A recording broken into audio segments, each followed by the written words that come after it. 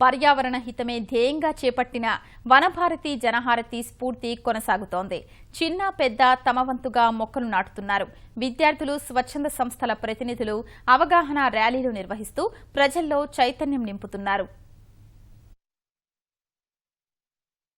ఈనాడు ETV Andhra Pradesh పిలుపునిచ్చిన వనభారతి జనహారతి ఉద్యమం జోరుగా సాగుతోంది. వాడవాడలా మొక్కలు నాటేందుకు ప్రజలు ముందుకు వస్తున్నారు. కర్నూలులో పెద్ద సంఖ్యలో మొక్కలు నాటారు. విజయవాడలో మొగల్రాజాపురం శ్రీచైతన్య పాఠశాల విద్యార్థులు 1500 మొక్కలు నాటారు. కార్యక్రమంలో పాల్గొన్న మేయర్ కోనేరు శ్రీధర్ మొక్కల సంరక్షణ బాధ్యతను తీసుకోవాలని విద్యార్థులకు సూచించారు. కృష్ణా జిల్లా చిట్టూర్పు గ్రామీణాభివృద్ధి కమిటీ చెల్లపల్లి పబ్లిక్ పాఠశాల విద్యార్థులు 300 మొక్కలు నాటారు. తహసీల్దార్ బాబురావు కార్యక్రమాన్ని పర్యవేక్షించి మొక్కలు నాటారు. ప్రకాశం జిల్లా వెంపరాల ప్రభుత్వ ఉన్నత పాఠశాల విద్యార్థులు, గ్రామస్తులు వనభారతి జనహారతి కార్యక్రమం నిర్వహించారు.